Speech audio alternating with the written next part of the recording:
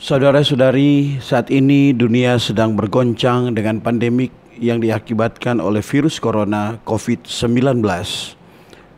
Makhluk mikroskopik ini yang besarnya tidak kelihatan oleh mata manusia ini mampu membuat lumpuh sendi-sendi kehidupan manusia, sebut saja dari ancaman kematian dan tergoncangnya ekonomi dunia karena lockdown yang dilaksanakan oleh beberapa negara termasuk negara kita Indonesia.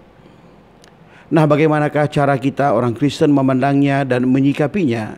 Itu sangatlah bergantung kepada bagaimana pengenalan kita terhadap rencana Allah di dalam Alkitab. Setidaknya ada dua prinsip yang dapat kita pakai untuk menyikapi perkara sehubungan dengan wabah ini. Yang pertama adalah kedaulatan Allah atau God Sovereign. Bahwa semua yang terjadi di alam semesta ini ada di dalam kedaulatan Allah. Di dalam Matius pasal 10 ayat 29 di sana dikatakan bahwa burung yang terbang di udara itu tidak akan jatuh ke bumi di luar kehendak Bapamu. Bahwa sehelai rambut kita pun tidak akan jatuh di luar kehendak Allah. Dan di dalam Roma pasal 11 ayat 36 di sana dikatakan sebab segala sesuatu adalah dari Dia dan oleh Dia dan kepada Dia. Nah, jikalau ini terjadi atas seizin Tuhan, maka kita perlu mengetahui rancangan apa atau apa maksud Allah di balik semua ini. Di dalam Yeremia 29 ayat 11, kita tahu bahwa rancangan Allah adalah rancangan damai sejahtera dan bukan rancangan kecelakaan, yaitu untuk memberikan kepada kita hari depan yang penuh harapan. Nah, harapan apa yang bisa kita lihat di dalam kejadian yang menggambarkan dunia saat ini? Harapan ini tentunya bukanlah harapan manusia di dalam cita-citanya untuk hidup di dalam ketenangan, yaitu serba berkecukupan saat di bumi ini. Bagi orang yang mengenal kehendak Allah, harapan ini adalah harapan dari hasrat hati Allah di mana kita ada di dalamnya, yaitu Allah ingin merampungkan rencana kekalnya, yaitu merampungkan tubuh Kristus. Tubuh Kristus ini adalah gereja, dan gereja ini dibangun oleh hayat Kristus. Lalu apa kaitannya dengan wabah ini?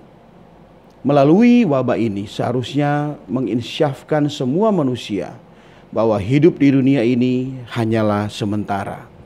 Kita hanyalah pelancong di bumi ini. Bumi ini suatu saat akan berlalu dan ada kekekalan yang menanti kita setelah itu. Apakah kita manusia akan berada di dalam kekekalan bersama dengan Tuhan di dalam kerajaan kekalnya, ataukah manusia akan berada di dalam siksaan kebinasaan yang kekal? Itu sangatlah bergantung kita pada hari ini. Ada banyak orang yang telah ditentukan oleh Allah untuk diselamatkan dan memperoleh hayat kekal untuk kehidupannya di kerajaan kekal, yaitu kerajaan Allah. Melalui peristiwa ini, mereka harus dijangkau oleh pemberitaan Injil kita. Kita harus pergi kepada mereka dan kita harus mengatakan kepada mereka, hidup di dunia ini akan berlalu. Bahkan hanya oleh karena virus, dunia ini bisa berakhir.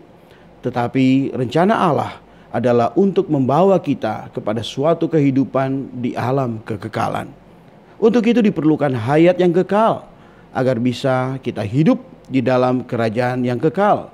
Dan hayat yang kekal, unsur kekal itu adalah Kristus, Tuhan yang telah mati dan bangkit untuk memberikan dirinya sendiri sebagai hayat yang mau masuk ke dalam kita untuk membawa Anda dan saya suatu saat nanti memperoleh bagian di dalam kerajaan kekal Allah.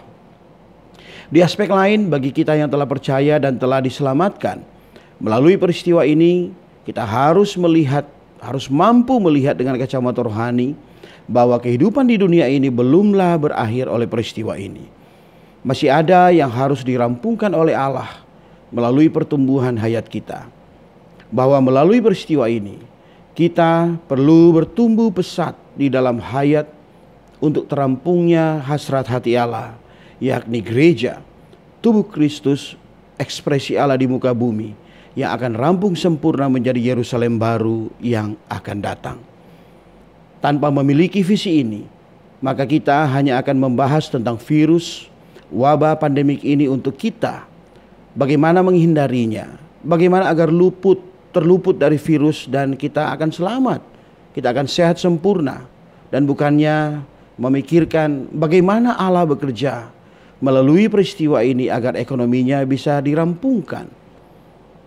Banyak orang Kristen hanya memikirkan bagaimana dirinya dalam peristiwa ini, bukan memikirkan bagaimana Allah dalam peristiwa ini. Allah ada keperluan, Allah ada hasrat hati. Yang pertama, Dia ingin banyak manusia diselamatkan.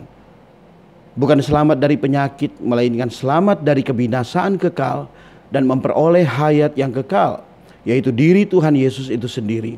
Dan setelah itu, yang kedua, Allah ingin kita terbangun oleh hayat ini menjadi suatu bangunan Allah, yaitu gereja, tubuh Kristus yang organik, bukan organisasi. Bukan di dalam denominasi atau perpecahan, melainkan satu tubuh di dalam suatu tumpuan keesaan yang universal di seluruh dunia dan yang terekspresi di setiap lokal-lokal, yaitu di setiap kota di muka bumi ini. Inilah hasrat hati Allah yang nanti akan rampung sempurna menjadi Yerusalem baru yang akan datang. Masih banyak orang Kristen yang belum melihat kebenaran hakiki ini. Masih banyak orang Kristen yang belum melihat yang sesungguhnya mengenai hasrat hati Allah ini. Untuk itu betapa perlunya kita belajar kebenaran hingga kita melihat apakah hasrat hati Allah ini. Kita yang telah diselamatkan dengan kita mendengarkan Injil kasih karunia, saat ini kita perlu mendengarkan Injil kerajaan, yaitu Injil untuk merampungkan kehendak kekalnya. Demikian poin yang pertama, yaitu kedaulatan Allah. Poin yang kedua adalah tanggung jawab manusia, yaitu bagaimana respon dalam hal kita menyikapi wabah pandemik virus corona ini.